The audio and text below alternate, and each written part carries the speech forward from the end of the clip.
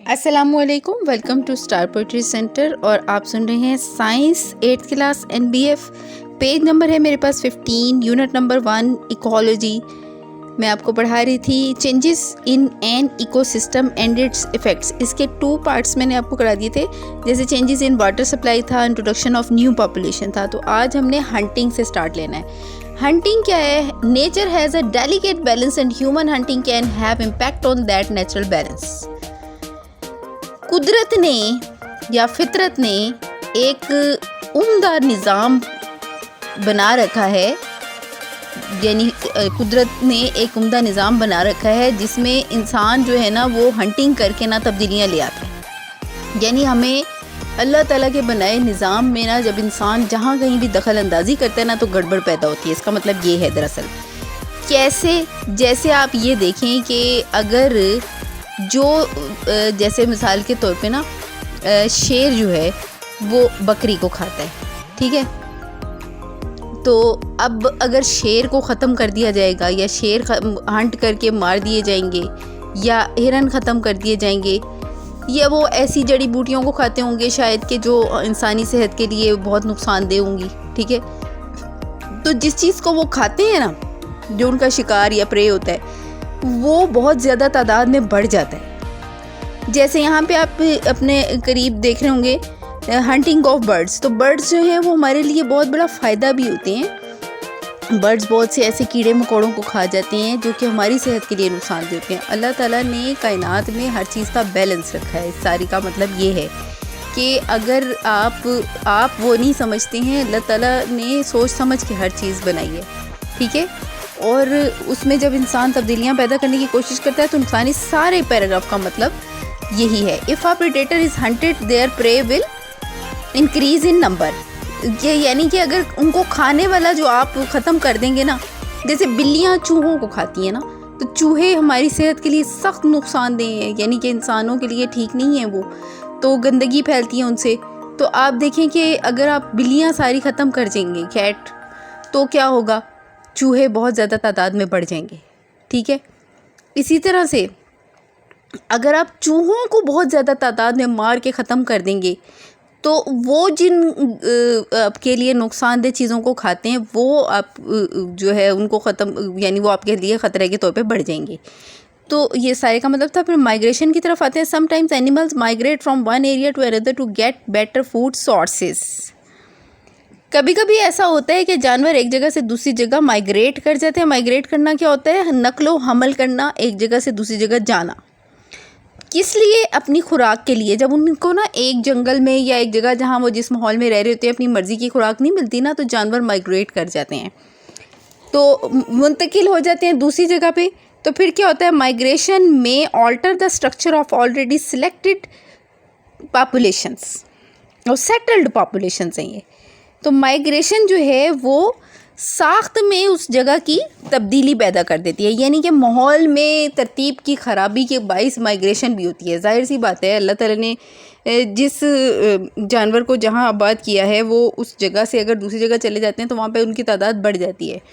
तो जब दूसरी जगह पे उनकी तादाद बढ़ जाती है तो वहाँ का फितरत का बैलेंस होता है, नेचुरल बैलेंस जो होता है वो ख़राब हो जाता है, ठीक है। Positive impact of human on ecosystem. Positive आप समझते हैं कि मुस्बत असरात को कहते हैं, ठीक है। इंसान के मुस्बत असरात कैसे हो सकते हैं माहौलियात में? A balance ecosystem ensures that human beings have access to clean air, water and fertile land for agriculture. एक मुनासिब निज़ाम जो है वो यकीन दिलाता है इंसान को कि वो रसाई हासिल करे साफ़ हवा, साफ़ पानी और फर्टाइल लैंड कहते हैं हमवार ज़मीन को, फॉर एग्रीकल्चर, ये जंगलात वगैरह के लिए, पौधों के लिए। टू सेव आवर प्लैनेट, हमारे प्लैनेट को महफूज करने के लिए। And diverse ecosystem, a number of steps are being taken, और हमारे माहौल को साफ़ रखने के लिए बेशुमार इक़दाम उठाए जा रहे हैं, ठीक है, स्टेप्स लिए जा रहे हैं।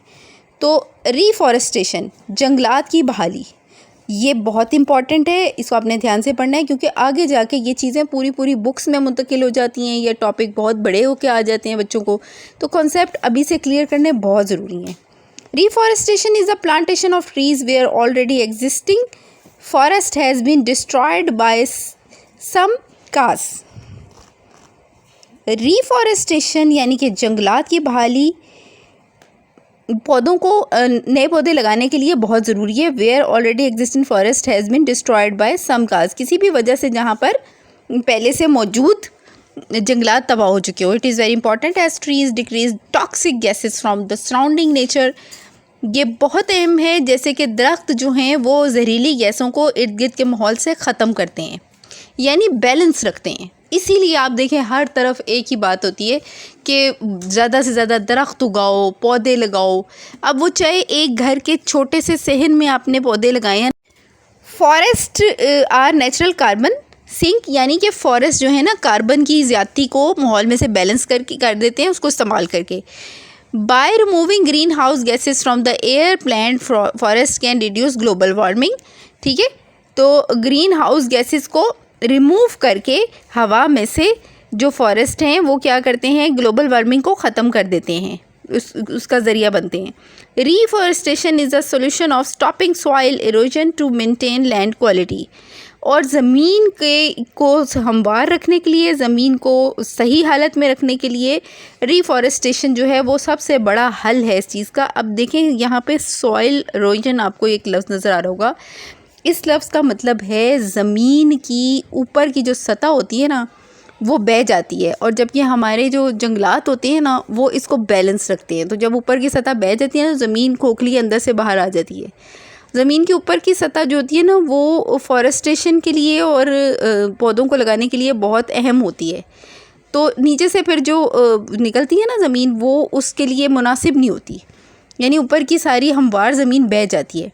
तो उस अमल को रोकने के लिए रीफॉरेस्टेशन बहुत ज़रूरी है, यानी कि बंजर ज़मीनों को आबाद करना बेसिकली इसका मतलब था। तो अब हम आगे चलते हैं। Afforestation, next page 16। तो हम इसको पढ़ेंगे। अफॉरेस्टेशन क्या होती है? शजरकारी। शजरकारी क्या होती है कि ज़मीन को जंगल बनाना, यानी नए पौधे काश्त करना। Afforestation is plantation of forest on land where there was no forest before. It is very useful to increase forest land in Pakistan as we have very low forest coverage. ठीक है, यानी ज़्यादा से ज़्यादा जो जंगल लगाना और पौधे बहुत सारे लगाना और पूरी जंगल की शक्ल देना उसको अफॉरेस्टेशन कहलाता है, शजरकारी। कंट्रोल ऑफ पोल्यूशन नेक्स्ट है। पोल्यूशन क्या किसे कहते हैं? आलूदगी को कहते हैं। ठीक है, The addition of harmful substances in the environment is called pollution. नुकसान पहुंचाने वाले सब्सटेंसेस का माहौल में शामिल होना पोल्यूशन कहलाता है। ठीक है, आलूदगी का शामिल होना। The unjustified use of resources has damaged environment badly.